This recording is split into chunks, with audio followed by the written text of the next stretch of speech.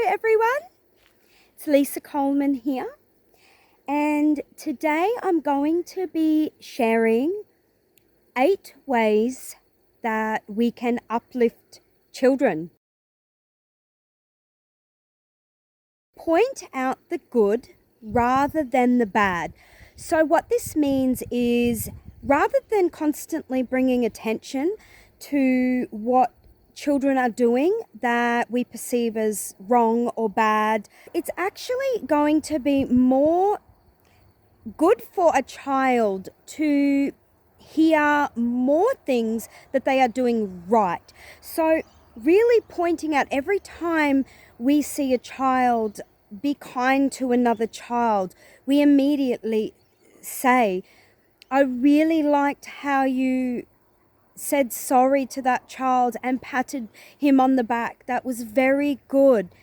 We tend to think of the opposite of good in children as naughty. If we can refrain from using that word and making children feel naughty, we want to only really be focused on telling them when they're being good, rather than equally telling them when they're being bad. Instead, they're going to really pay attention to the ways that we point out how they are good and doing what's good and right.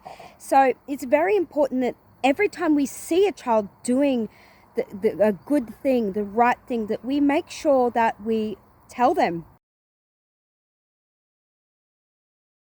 So active listening is repeating back to a child the exact words that they have used. So active listening is sort of a way of saying aware listening. So rather than just their words passing through us and us not having a response or not really communicating with them when they are talking to us, repeating back. For example, if a child is having their nappy changed and they are laying there and they're pointing to a picture on the wall and they're saying cow or moo for cow, or they see something and we repeat that back, moo, cow. Or if a child is talking about something they saw. I saw a spider downstairs. Oh, you saw a spider downstairs? So repeating back the words that children are saying can really help them to feel heard, and it uplifts them and makes them feel good about themselves, that they are being met and their words are making sense. Notice and comment on things that your child is doing. So you don't have to be staring at them 24 hours a day, but if you see something, point it out. Oh, I really like the way you're dressed today. Wow, are you wearing makeup? Oh, how did you do your hair like that? I really like that. Or, oh, that thing that you wrote or drew was really good. I really like that. Just noticing things that they're doing or saying, or that was very thoughtful of you that you just offered your brother/sister the last ice block. How thoughtful and kind of you. So using positive words and commenting on what they are doing. Be playful. So this can be helpful if a child is upset or they're in a mood. Rather than feeling like you don't want to engage with this child, we can try to uplift them by being playful. Things like, oh, where's your belly button? Because I'm hungry for belly buttons. And the child will lift up their shirt, they'll show the belly button, and then we can pretend to eat their tummy and give them a bit of a giggle and a laugh. So being playful, or giving them a little tickle and, oh, I'm going to get you, or getting down on hands and knees and crawling around and letting them jump on your back and give them a little horsey ride. So Playing with children can be an excellent way to uplift them, especially if they are experiencing some negative emotions. Be relatable. Laugh with your children. Dress like your children.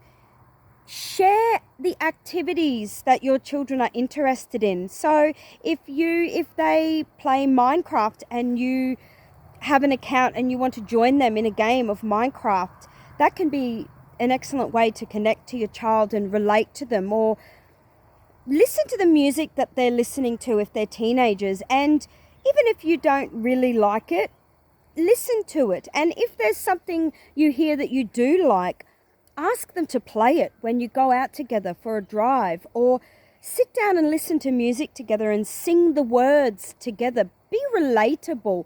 If your child's into fashion and likes to dress up when you go out, dress up with them when you go out.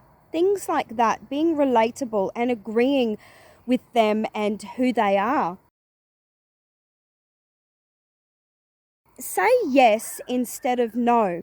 So this can be a bit of a shock to some parents. This doesn't mean giving our children every single thing they want and ask for, but if we can be in a state of, if we can question why we feel like saying no constantly to our children, we may find that there's actually no reason to say no to certain things. And saying yes a lot not only makes us feel good, whether it's giving our children some pocket money or letting them buy that thing that they've wanted if we have the extra money, or saying yes to an ice cream at the shops when they're hounding for one, or a chocolate, or if they want that soft drink in the fridge. And saying, it doesn't mean we have to say yes every time, but if we can get in a habit of saying yes more than we say no, this really is going to uplift our children, and it's going to uplift ourselves as well. Tell them they are the most special person in the world.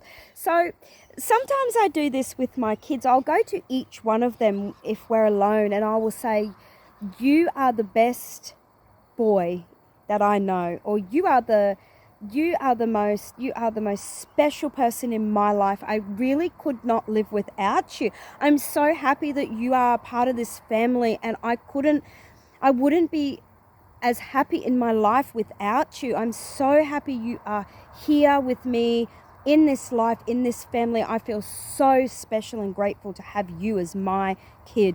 And saying things like this can really uplift children. The last one, and probably the most important one, is demonstrate self-care and happiness. So if you are an unhappy person, and you don't often see the good in life, and you don't often feel positive about your life, they're not drawn to that.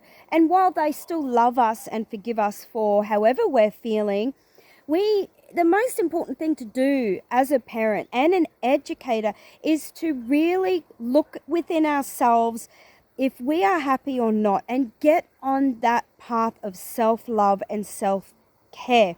Find out what's going on that we are unhappy about. Heal it. Seek counseling. Find a mentor or a healer to help us work with our difficult emotions and question our unhealthy beliefs. And demonstrate self-care. Look after ourselves. Eat right. Exercise. Get sleep. Do things in our own life that we love to do, whether it's play music or run or swim or go skating or have a coffee with a friend.